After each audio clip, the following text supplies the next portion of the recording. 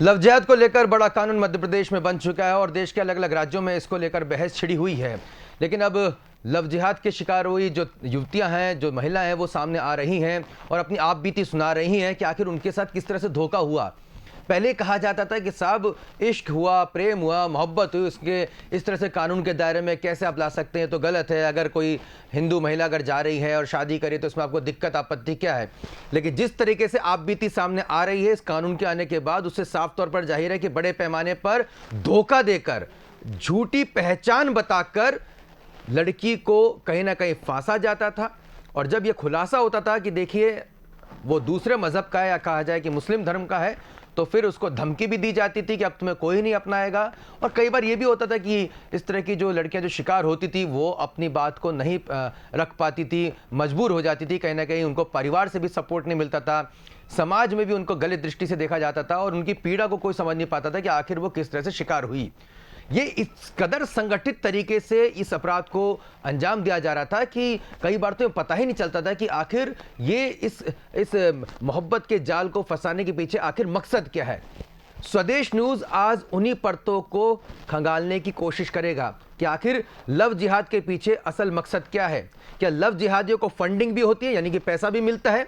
Love जिहादियों को आखिर संरक्षण कौन देता आया है? कब से यह लव जिहाद चल रहा है और आखिर भारतवर्ष में इस लव जिहादियों के पीछे कौन सी ऐसी ताकत है जो कहीं ना कहीं भारतीय संस्कृति को पूरी तरह से तोड़ने मरोड़ने में लगी हुई है। इन तमाम बातचीत के लिए हमने स्टूडियो में खास मेहमान को आमंत्रित किया है। हमारे साथ मौजूद हैं संस्कृति बचाओ मंच के संरक्षक और संयोजक चंद्रशेखर तिवारी जी। चंद्रशेखर जी, आपका बहुत बहुत स्वागत है। ये ऐसे मुद्दे चंद्रशेखर जी जो आप लगातार उठाते रहे हैं। हाल ही में भोपाल में एक मामला आया जहां पर एक मुस्लिम शख्स ने आशू नाम रखकर, मेरा नाम भी आशुतोष है और मुझे शॉर्ट नेम में लोग आशू भी कहते हैं, मैं इसलिए चौंक गया था जब अखबारों की सुर्खियां मैंने देखी और ये खबर मुझ तक आई। तो आशू नाम रखकर जो है एक लड़की के साथ उसने धोखा दिया। अब इस मामले में FIR हो चुकी है। कैसे ये सब चीजें होती हैं, मैं सवाल इस जानना चाहता हूं क्योंकि लगातार अब बरसों से मैं आपको कवर कर रहा हूं, बहुत लंबे समय से। जब ये कानून भी नहीं बनाता तब चंद्रशेखर जी आप ये मुद्दे उठाया करते थे।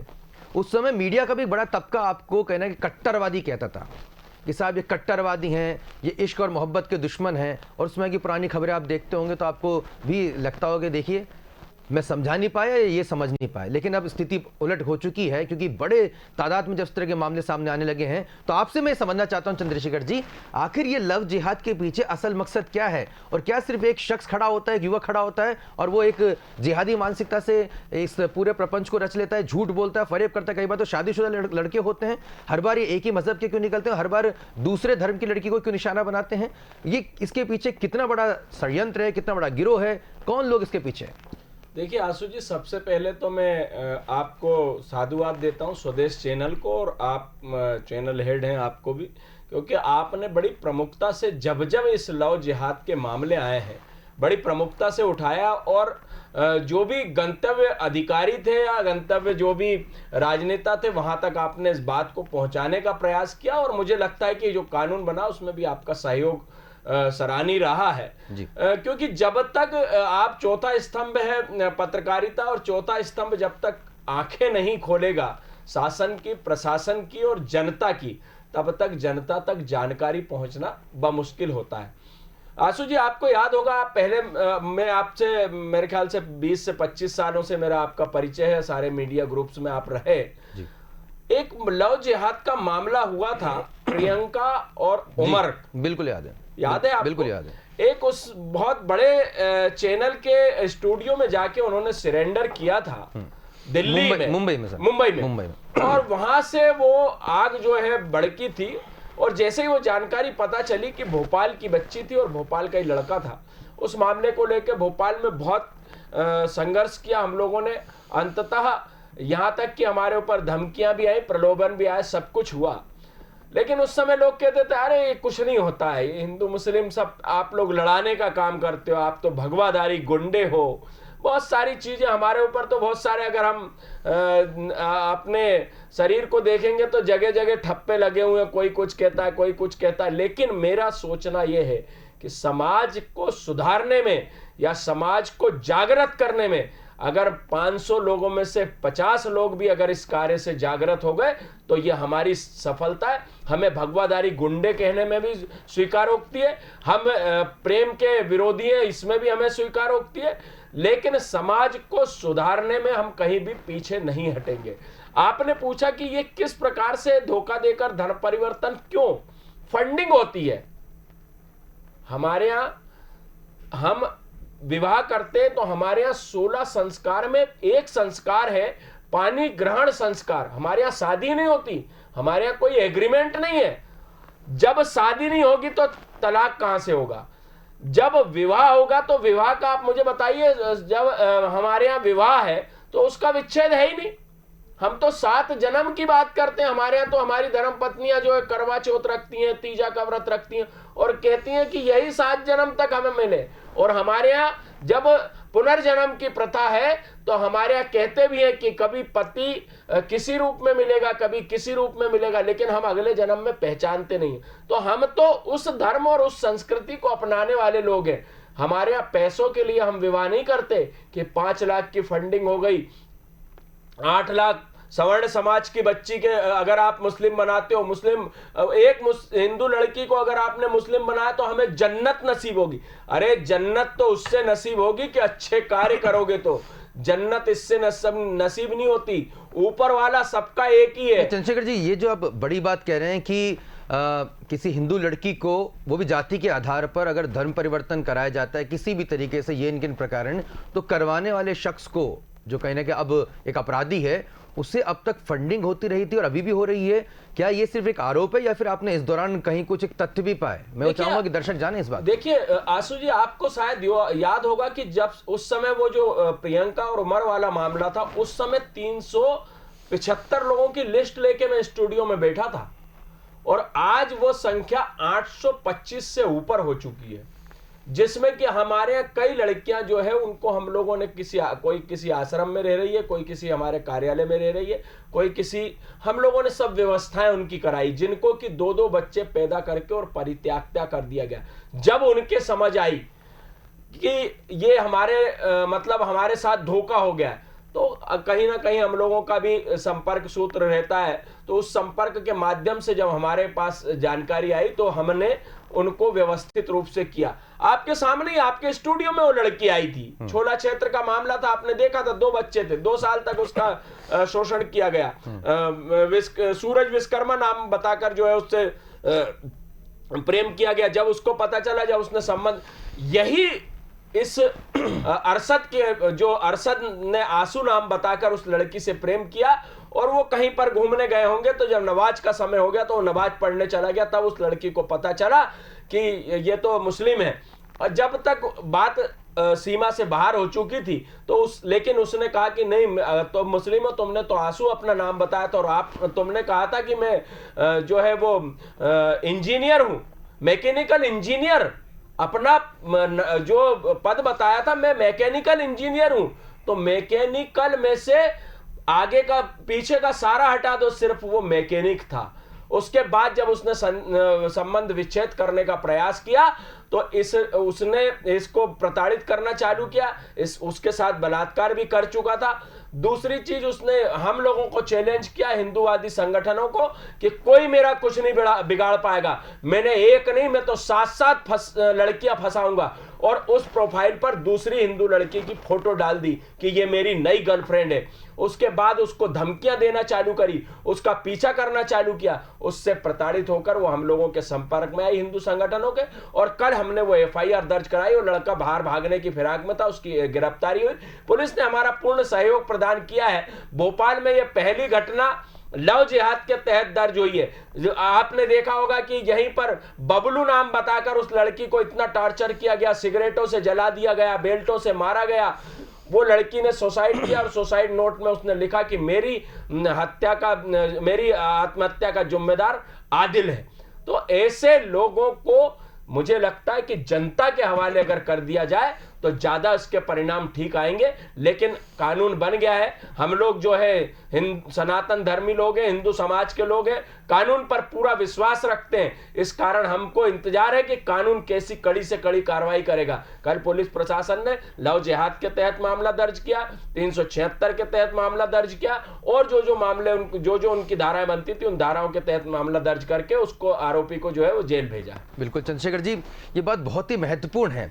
ये सिर्फ भोपाल का मामला नहीं है, ये सिर्फ मध्य प्रदेश का मामला नहीं है।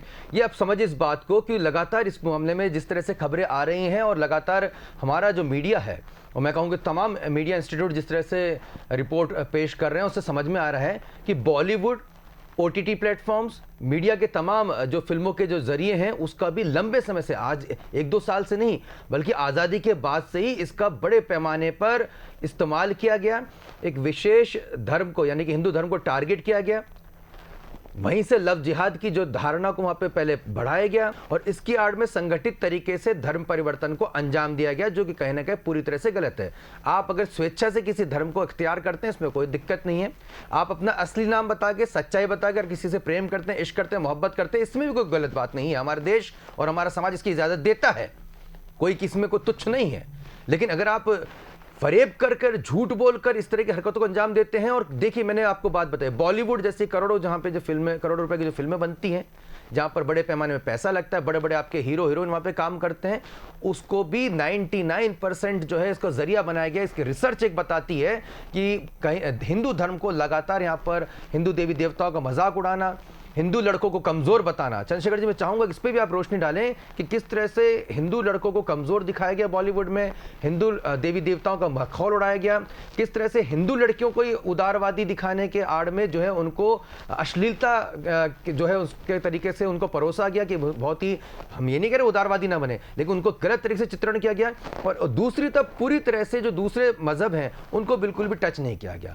अगर आप वाकई में इतने जो है अगर अभिव्यक्ति की स्वतंत्रता के पुजारी हैं, तो पूरी तरह से खुलकर आए, सभी धर्मों, सभी मजहबों में जो गलत चीजें उनको सामने रखें, इसमें कोई दिक्कत नहीं है। तो चंद्रशेखर जी, मैं चाहूंगा कि आप वो बताएं कि किस तरह से बॉलीवुड में भी इस पूरी साजिश को जो है अंजाम दिया गया।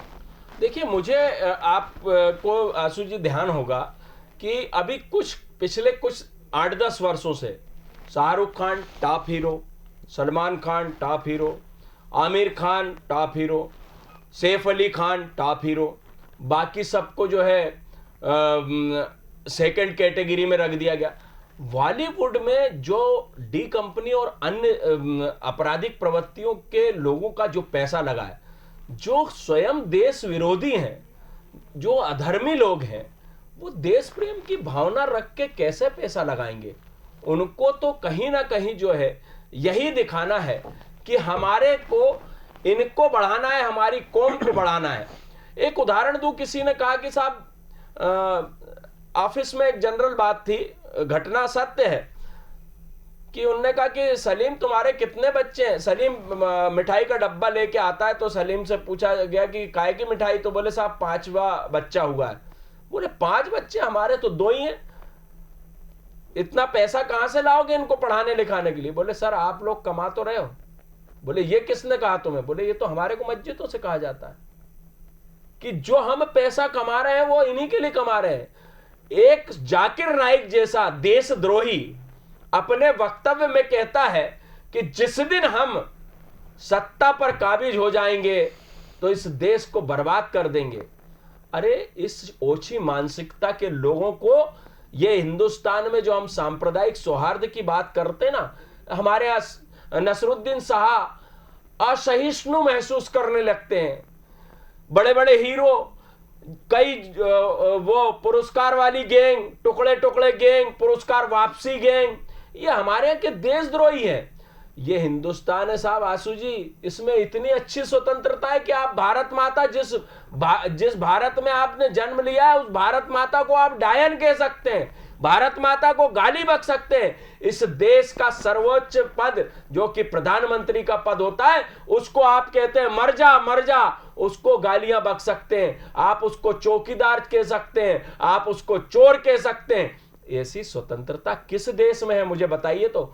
और उसी के दुष्परिणाम है कि आज हमारे देश में ये टुकड़े टुकड़े गेम, कन्हैया कुमार जैसे, चंद्रशेखर रावण जैसे, चंद्रशेखर नाम जो है वो नाम ही एक उच्च नाम है। मैं अपने नाम के कारण नहीं कह रहा।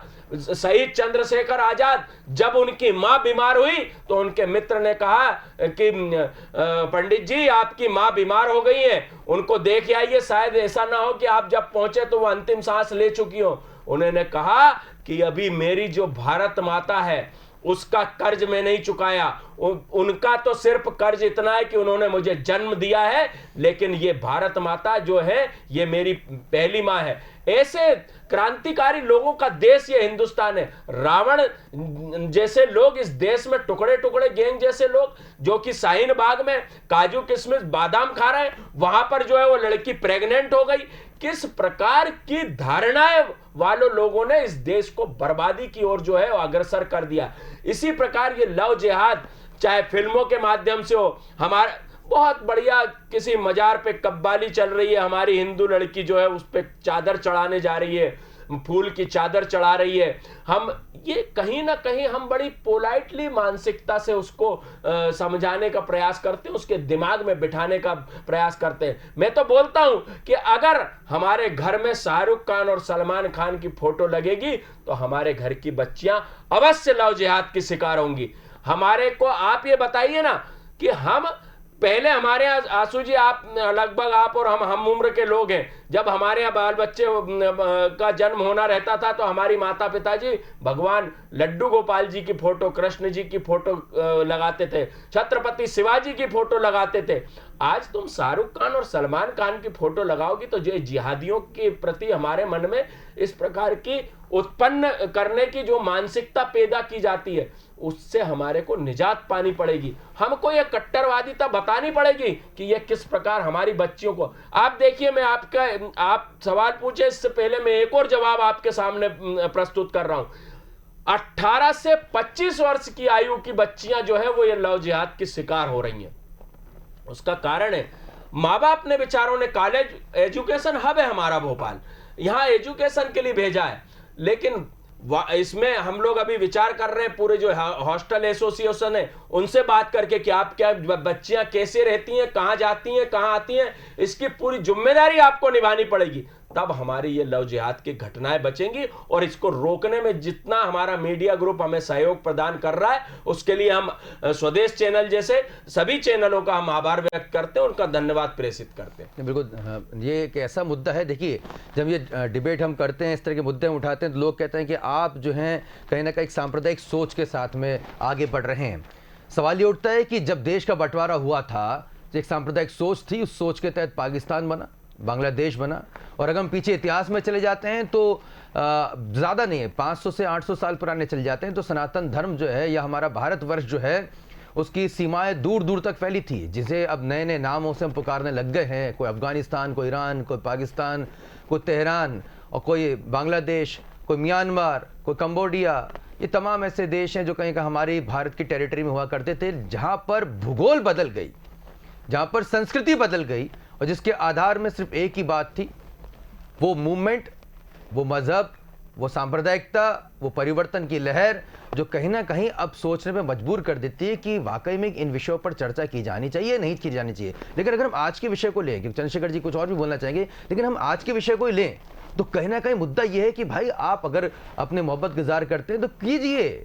झूठ क्यों बोल रहे हैं, क्यों अपनी पहचान छुपा रहे हैं, क्यों किसी का जो है धर्म, क्यों किसी की जो इज्जत के साथ खिलवाड़ कर रहे हैं? ये बलात्कार है, ये अपराध है।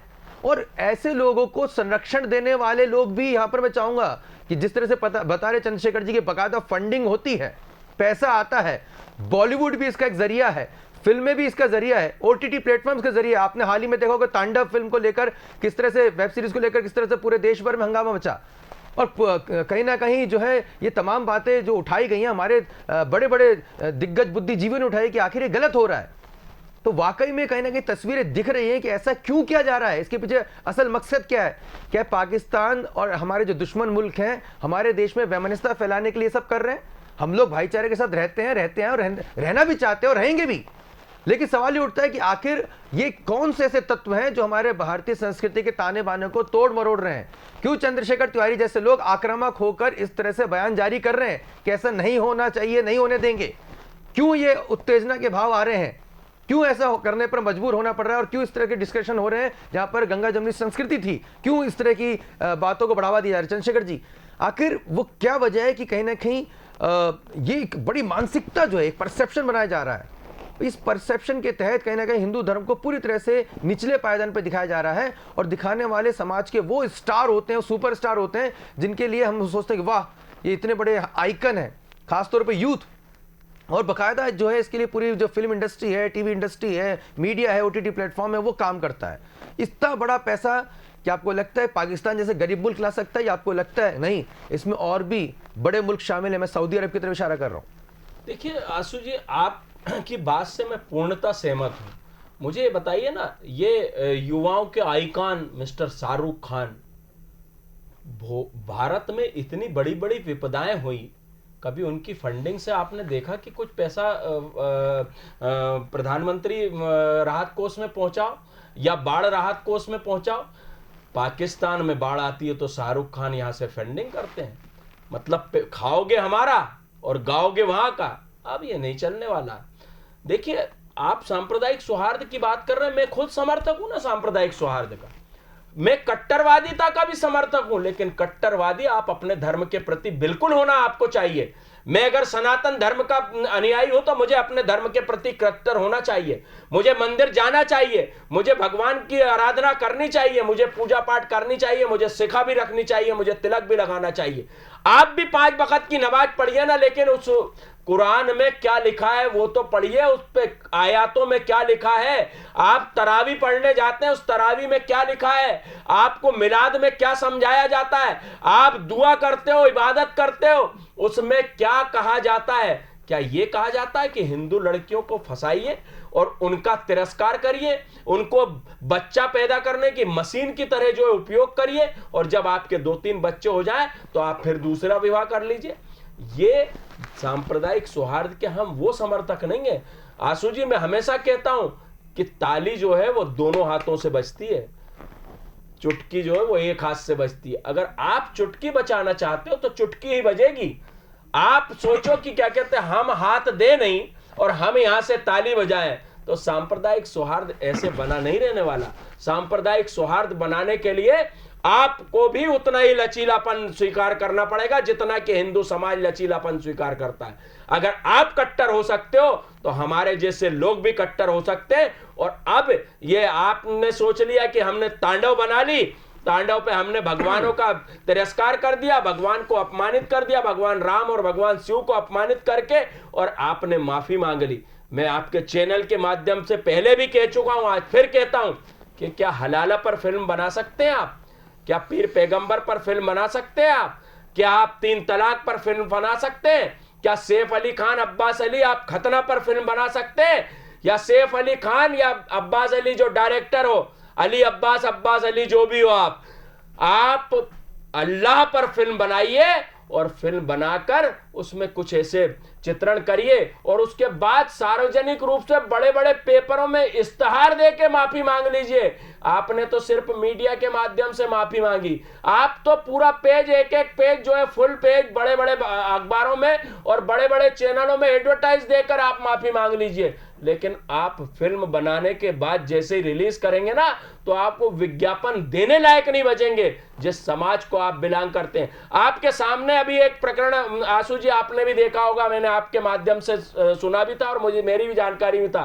एक उत्तर प्रदेश में एक व्यक्ति ने अली नाम से सिर्फ अपना रेस्टोरेंट खोल लिया था।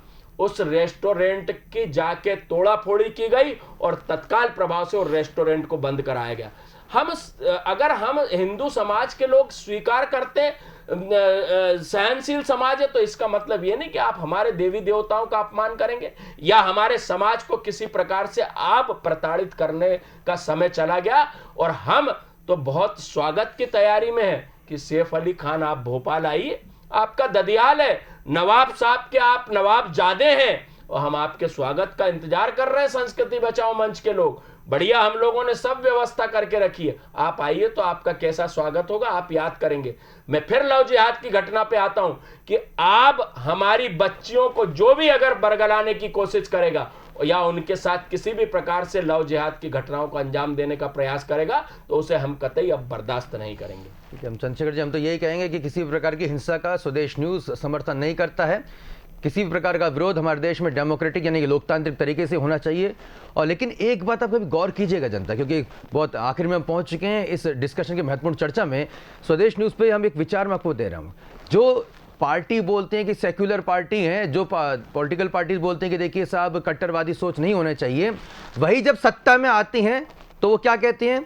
आदिवासी हिंदू नहीं है, आदिवासी सनातन धर्मी नहीं है।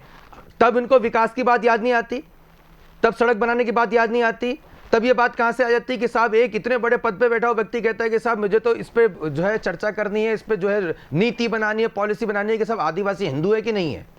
मतलब ये आप सोचिए कौन लोग हैं ये? वो लोग जो कहते हैं सब कट्टरवादी ताकतें हमारे देश में हावी हो रही हैं, ये कट्टरवाद नहीं है। आपको अभी ये आप आदिवासियों को कितना जो है उनको एजुकेशन, उनके शिक्षा पहुंचा पा रहे हैं, उनको स्वास्थ्य सेवाएं पहुंचा पा रहे हैं, इस पे आपका ध्यान नहीं है। सड़क वहां पर बनी है कि नहीं बनी है, उनके बच्चे स्कूलों तक पहुंच पा रहे हैं नहीं पहुंच पा रहे, इस पे आपका ध्यान नहीं है। आपका ध्यान किस बात पे आ रहा है कि आदिवासी हिंदू है कि नहीं है। उनको हम आप अपने जो फॉर्म जो भरेंगे उसमें हिंदू धर्म नहीं लिखेंगे, अपने कॉलम में हिंदू नहीं लिखेंगे। ये बात कहां से आई थी? ये बात किसने उठाई थी? ये कौन पॉलिटिकल पार्टीज थी जो इस तरह से कहती हैं? सवाल ये है कि आप सिर्फ बोलते रहने से कि कट्टरवादी ताकतें हैं, सांप्रदायिक ताकतें हैं और डिस्कशन नहीं होने दें, ऐसा नहीं है। डिस्कशन टेबल सबके लिए खुली है। स्वदेश न्यूज़ का मंच सभी धर्म के लिए, सभी मजहब के लिए और सभी विचारों के लिए खुला हुआ है। आप रखिए, अपनी बात रखिए और इस बात पर चर्चा कीजिए कि आखिर ऐसा क्यों हो रहा है। क्योंकि मुझे सीधे तौर पर लगता है जो बात मैं चंद्रशेखर जी से यहाँ पर सुनी है और लगातार जो डिस्कशन हो रहे हैं, ये हमारे देश के लोग इतने भोले हैं, किसी भी मजहब के हो, किसी भी धर्म के हो, ये कहीं ना कहीं कोई बड़ी ताकतें हैं जो हमारे देश को छिन्न भिन्न करना चाहती है। हमें उसको समझना होगा। आपस में जो हम लड़ रहे हैं, आपस में एक दूसरे के वैमनस्यता फैला रहे हैं, आपस में एक दूसरे के जानी दुश्मन बन गए हैं और देख कहीं ना कहीं समाज में जो स्त्री का, नारी का जो सम्मान होना चाहिए उसको तार तार करने पर जुटे हुए हैं, फरेब से, धोखे से, झूठ से। अब वक्त आ गया कि इसके खिलाफ आवाज़ उठाई जाए, एकजुट हो जाए सब लोग, सभी समाज के लोग, सभी धर्म, सभी मजहब। अगर आप ये कर रहे हैं, गलत काम कर रहे हैं, तो आप लोग भी मना कर दीजिए कि इस तरह के हम गलत काम नहीं करेंगे। ये हमारे देश की बात है, हमारे भारत देश की बात है। हमारे देश की तमाम जो नारी है, चाहे वो किसी भी धर्म की हो, किसी मजहब की हो, हमारे लिए पूजनीय है, हमारे लिए आदरणीय है। अगर ये बात हमारे अंदर आती है तो हमारे देश को आगे बढ़ने से, सिरमौर बनने से कोई नहीं रोक सकता। हमारा देश इतना बड़ा है कि इसमें सदियों से हर धर्म, हर समुदाय, हर मजहब, हर पंथ के लोग रहते आए हैं। इसलिए आज हम इतना ही कह पाएंगे कि सभी एकजुट हों और इस लव जिहाद का इलाज मिलजुल कर करें, सभी प्रकार के जिहाद का इलाज मिलजुल कर करें जो हमारे देश के खिलाफ है।